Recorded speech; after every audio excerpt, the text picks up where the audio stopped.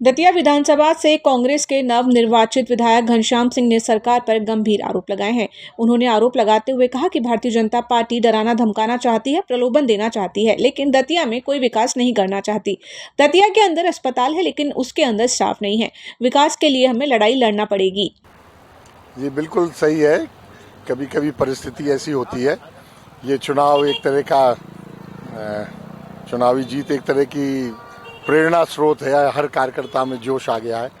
तो कांग्रेस, मुझे पूरा विश्वास है कि इसमें जो माहौल बदला है उसके कारण 2028 में हम मध्य प्रदेश में सरकार बना लेंगे। आशुतोष तिवारी को हरा पाएंगे, उम्मीद थी आपको? नहीं, पूरी थी। देखिए क्या है, आशुतोष तिवारी यहाँ भोपाल में बहुत बड़ी तोप हो, दतिया में कोई उन्हें जानता ही नहीं था। वो हमेशा बाहर रहे। वो दतिया जिले के मूल निवासी हैं, लेकिन वो शुरू से ही आरएसएस में चले गए थे, बाहर चले गए थे और बहुत प्रगति की। उनने बड़े बड़े पदों पे रहे, लेकिन दतिया में कोई परिचय नहीं था। दतिया विधानसभा में 95% जनता ने तो पहली बार नाम सुना था, शक्ल देखना तो दूसरी बात है।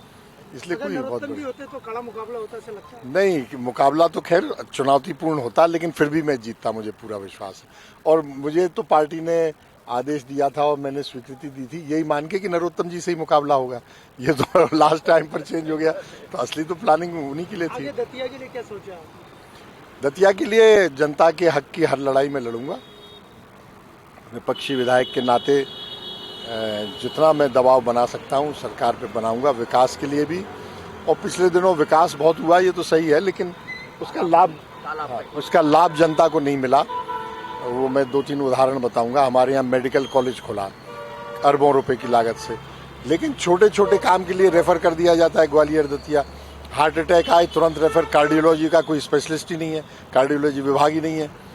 और कई बार तो सिजेरियन ऑपरेशन के लिए रेफर कर देते हैं, फिर काहे का मेडिकल कॉलेज। तो विकास सार्थक हो, सड़कें बनती हैं, उखड़ जाती हैं, वो न हो, दबाव बनाएंगे, भ्रष्टाचार कम हो, ईमानदारी से काम हो। एक उदाहरण है, 2024 में अतिवृष्टि के कारण शहर के किनारे 2 तालाब हैं, वो फूट गए थे। पानी बहा, 2-3 कॉलोनियों में पानी भर गया। मत्स्य विभाग, पावर हाउस, इनमें पानी भर गया, करोड़ों रुपए का नुकसान हुआ। वो दोनों बांध अभी जस के तस हैं, आधे टूटे हैं, उनमें कोई रिपेयरिंग हुई नहीं। अब बताइए, 2 साल हो गए, इस साल ज़्यादा पानी अगर बरस गया और दोनों अगर टूट गए तो बहुत बड़ा नुकसान होगा, जनहानि भी बहुत होगी। हम लोग ऐसी चीज़ों पे दबाव बनाएंगे। कलेक्टर साहब को अभी चुनाव से पहले कांग्रेस पार्टी ने ज्ञापन दिया था, चेतावनी दी थी, लेकिन अब मैं विधायक बन गया हूँ, अब दूनी चौगनी ताकत से हम आंदोलन करेंगे। एमएस टीवी के लिए हेमंत माली की रिपोर्ट।